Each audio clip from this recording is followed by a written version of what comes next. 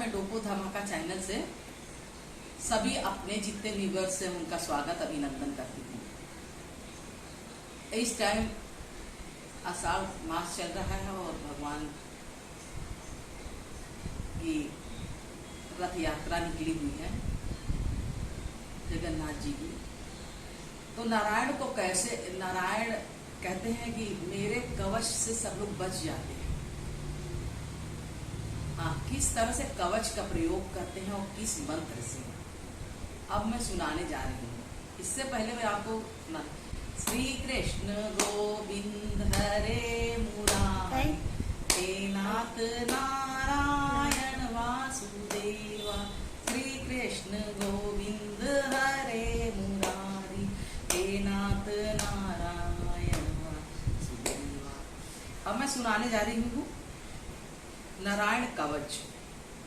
कवच क्या है? कवच से जो भगवान के मंत्र से बनते हैं, कवच मंत्र पढ़ने से कोई भी अनिष्ट शक्तियां हावी नहीं हो सकती है, ना कोई परेशान कर सकता है।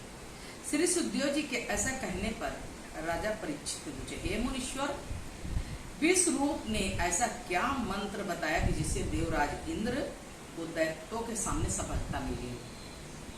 इंद्र जो है दैत्य से युद्ध करने जा रहे थे, तो दैत्य बड़े बलशाली थे, तो उनसे बचने के लिए भगवान ने नारायण कवच, नारायण इंद्र को बताया।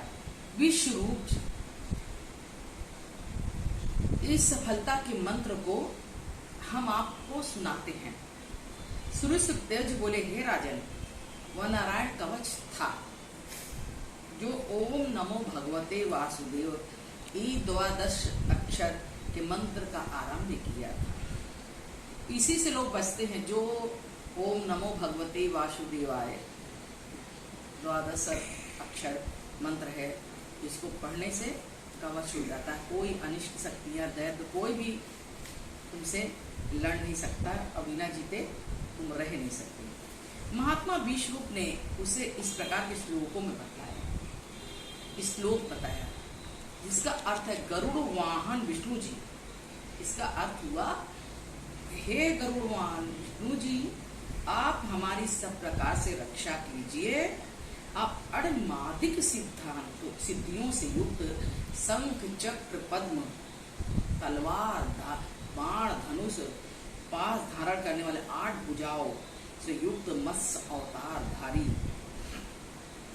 वाले सब त्रिलोकी के स्वामी। हे प्रभु, आपने वामन अवतार धारण कर समस्त त्रिलोकी को अपने 3 पग में नाप लिया।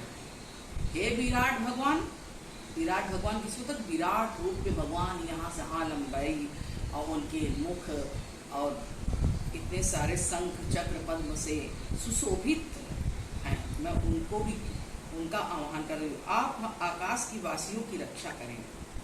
हे भगवान, आप आकाश के वासियों की रक्षा करें। असुर समूहों के शत्रु परम समर्थवान नरसिंह जी, वन युद्धादि स्थानों में आपकी हमारी रक्षा करें।